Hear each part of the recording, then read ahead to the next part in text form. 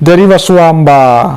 Kemudian rombongan orang-orang itu mendaki ke gunung, dan di gunung itulah ia membangun istananya, tepat di tepi jurang yang terjal di sisi timur Gunung Siontapina.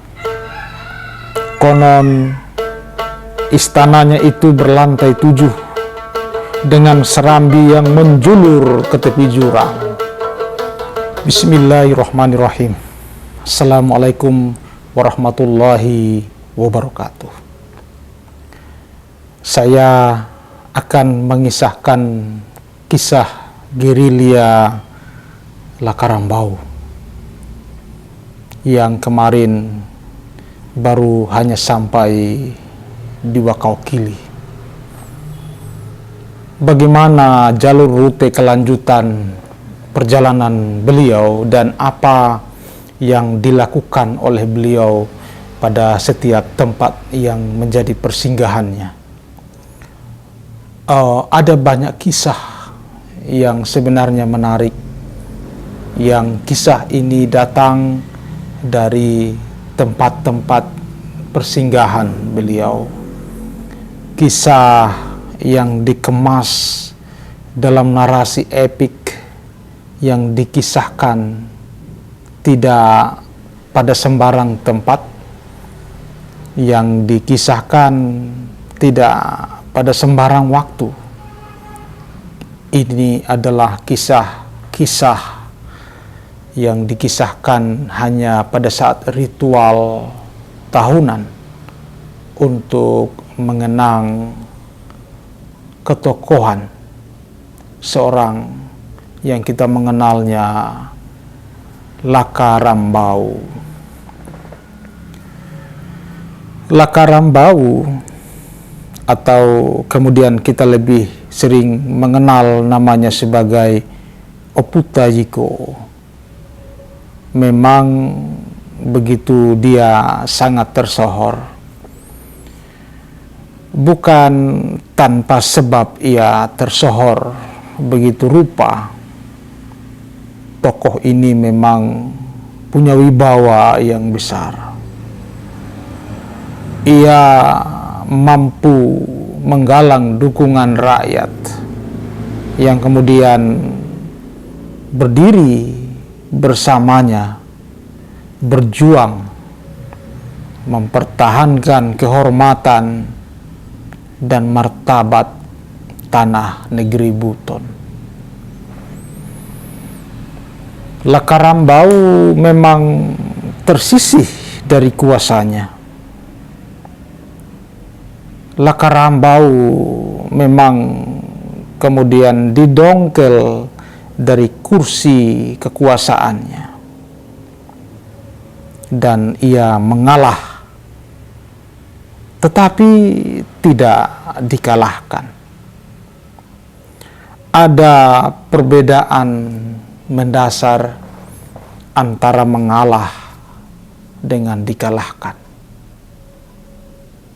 Mengalah itu adalah sikap seorang kesatria yang datang dari keluhuran budi dan kebesaran jiwa. Tidak dipunyai sifat-sifat seperti itu kecuali hanyalah mereka yang benar-benar pemimpin. Dan Lakarambau memang adalah yang sebenarnya pemimpin.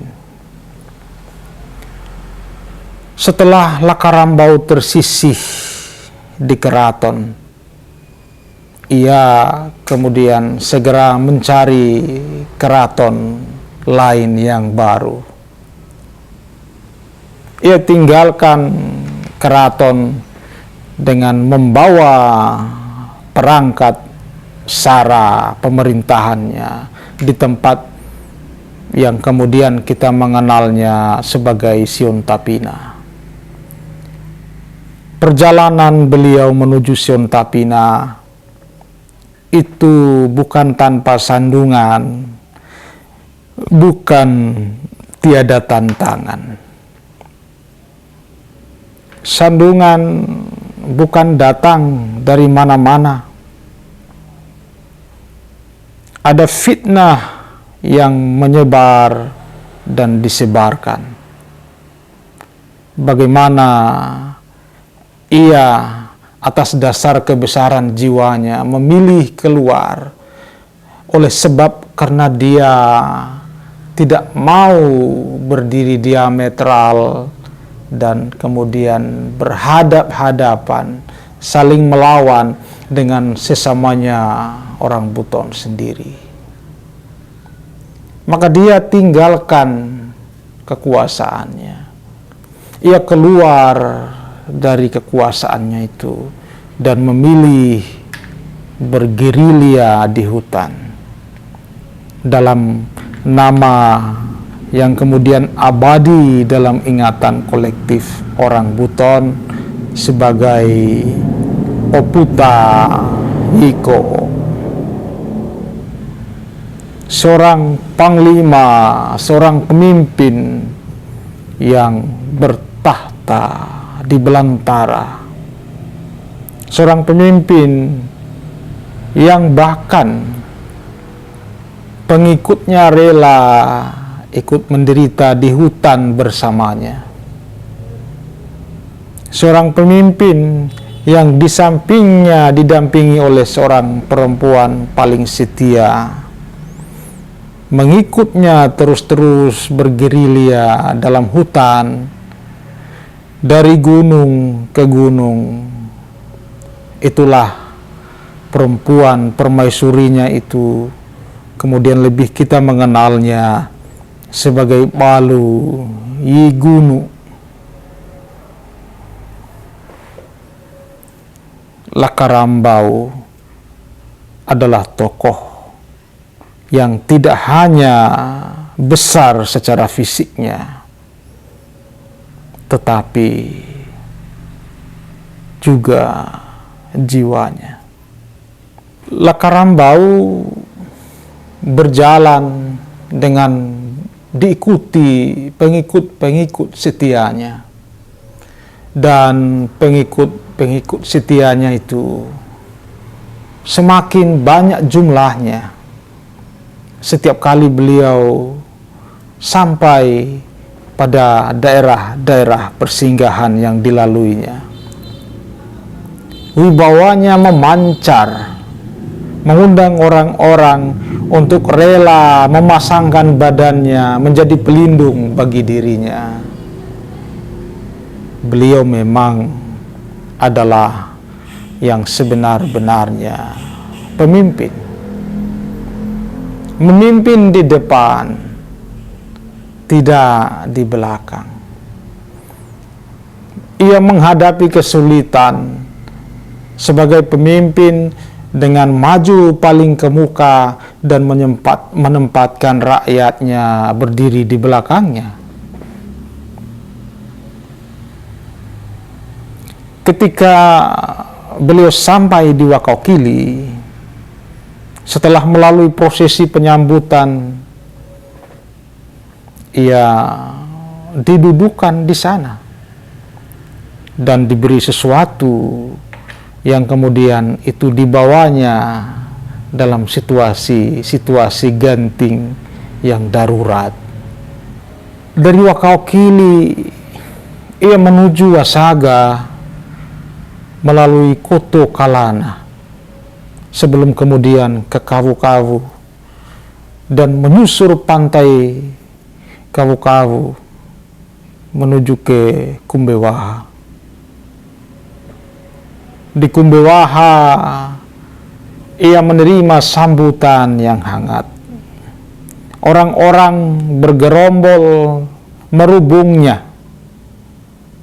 menyatakan sokongan dan kesediaan berjuang bersamanya. Ia kemudian mandi di sana dan bersuci di mata air yang dinamai Oe Vaode. Ia memunggungi Kumbewaha dan kemudian terus berjalan menuju Labuan Diri. Dan setibanya di Labuan Diri, orang-orang Labuan Diri membuang dirinya di hadapannya, merelakan badannya untuk menjadi pelindung bagi dirinya. Orang-orang Labuan Diri berhubung dalam histeria. Mereka melihat pancaran wibawa dan ketokohan seorang Lakarambau. Di Labuan Diri, pendukungnya semakin banyak, dan ia membulatkan tekadnya untuk melawan dengan sebenar-benarnya perlawanan.